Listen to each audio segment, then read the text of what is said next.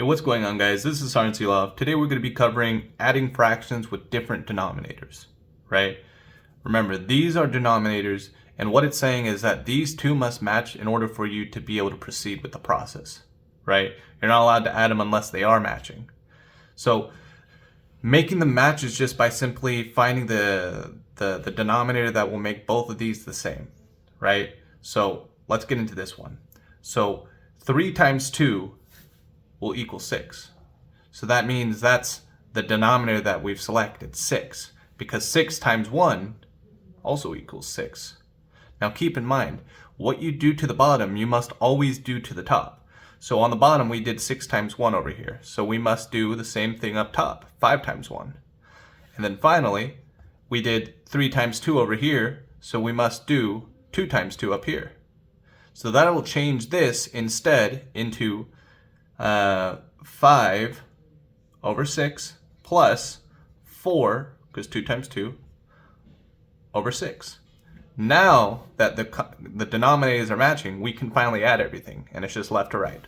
So 5 plus 4 equals 9, and 6 plus 6, you don't do that. You just leave it the same. That ends up being 9 over 6. Remember, when it comes to fractions, you always simplify down to the smallest level, right?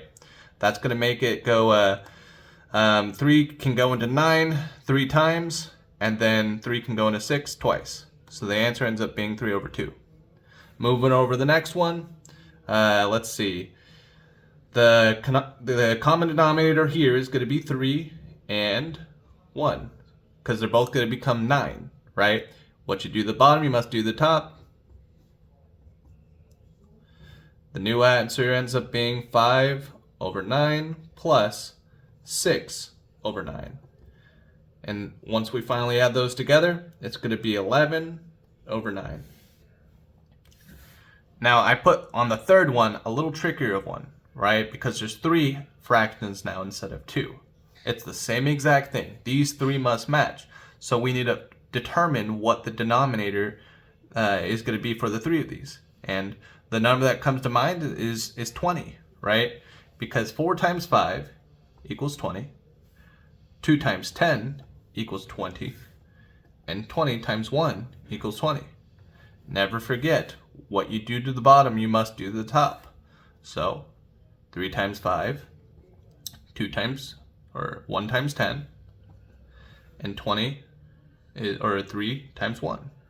The new equation ends up being 3 times 5, which equals 15 over 20, plus 10 over 20, plus 3 over 20. Now we're going to just simply add these. We know the 20 stays the same. 15 plus 10 equals 25, plus 3, that equals 28, right? Now remember, you see how these are both even numbers? Well, we can use that to know that it has to be simplified, right? So if you're not good at division and you can't think of the numbers, you don't know your times tables really, if all else fails, just literally in every circumstance, just start by 2. So 2 divided by 28, that's going to equal 14. 2 divided by 20, that's going to equal 10. Now keep in mind, they're still a pretty high number, right? So we can still continue to further simplify it. 14 divided by 2 is going to equal 7. And 2 divided by 10 is going to equal 5. So your answer ends up being 7/5. Notice how they're both odd numbers, and notice how you can't go into 7 and 5 simultaneously. So that ends up being your simplified version. It went from 2820 to 7/5.